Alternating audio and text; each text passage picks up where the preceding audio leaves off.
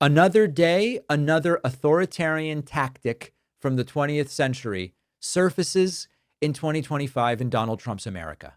There is a ProPublica investigation which has found that Donald Trump's growing, shadowy secret police, this cadre made up of sort of a who's who of federal law enforcement, is checking a lot of the boxes of authoritarian repression and police power with no limits.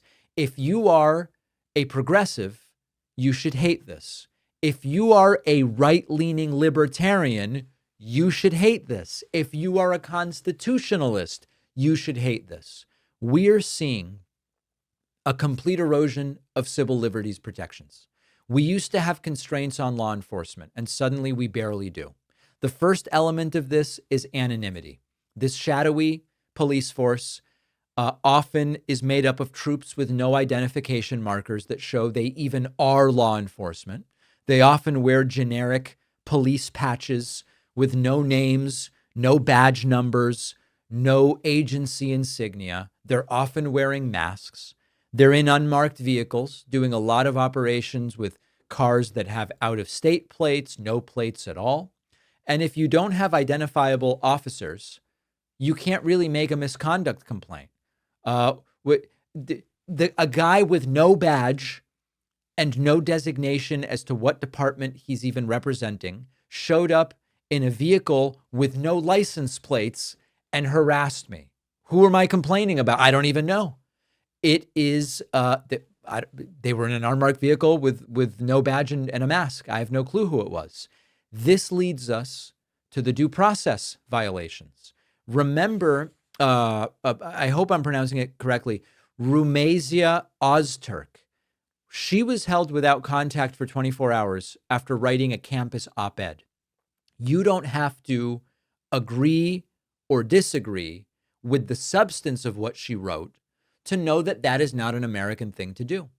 Detainees are then being moved and shuffled between states, separating them from family, sometimes separating them from legal counsel. Officers have been circumventing judicial oversight, sometimes by waiting outside of court proceedings to snatch people. And we're also seeing mass detentions without evidence. 47 people, including 9 children, seized at a birthday party with no public evidence supporting any gang affiliation claims that have been made.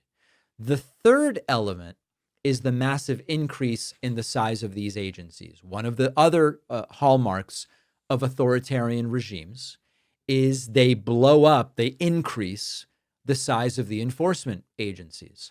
$50,000 signing bonuses are reportedly being offered. Dropped age, training, and educational requirements to grow this shadowy police force. And 11,000 new hires are planned with what they are calling streamlined training. Now look at the analogies to prior authoritarians. Secret police tactics, masked agents, unmarked vehicles, detention with no communication, the targeting of dissenters, intimidation of officials, disappearances. These are techniques and tactics with a very ugly past. It's very easy to go, oh, Hitler, yeah. But we're talking about Mussolini. We're talking about Franco. We're talking about Pinochet. I mean, I could give you 10 or 12 different examples. Once a government establishes that we've got a class of people that we allow to be seized by masked agents without accountability, who's next should be the question we are asking. The infrastructure, you know how I was recently listening to a podcast about colonoscopy of all things. And in the United States, we do way more colonoscopies than just about any other country. And one of the things that the podcast pointed out is once you build the infrastructure to do a lot of colonoscopies, you're going to do it. And if we apply that here, once you build the infrastructure of oppression, which is the deputizing of these troops to do local law enforcement, increasing the size of the forces, militarizing them, looking the other way about due process. Once you build that infrastructure of oppression, you're going to use it. And what sometimes happens is that what starts with them, whoever they are, ultimately expands to us. It would almost certainly expand to me based on a number of different identifying characteristics. So this is terrifying, and it is happening more quietly than is required to really get the attention of the country. I'm doing everything I can to tell you that this is going on. Now, on the bonus show today, there is a concerning economic metric, which is Americans becoming increasingly behind on car payments. This is something that can signal a forthcoming economic calamity. We will also talk about the Supreme Court weighing gun restrictions for drug users. And we will also talk about some shakeups in the Massachusetts House and Senate. Congressman Seth Moulton challenging Senator Ed Markey. Our friend Dan Coe running for the seat being vacated by Seth Moulton. So a lot of interesting things going on. All of that and more on today's bonus show.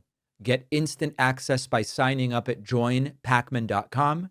Get my free newsletter, substack.davidpakman.com. I'll see you on the bonus show. I'll be back tomorrow.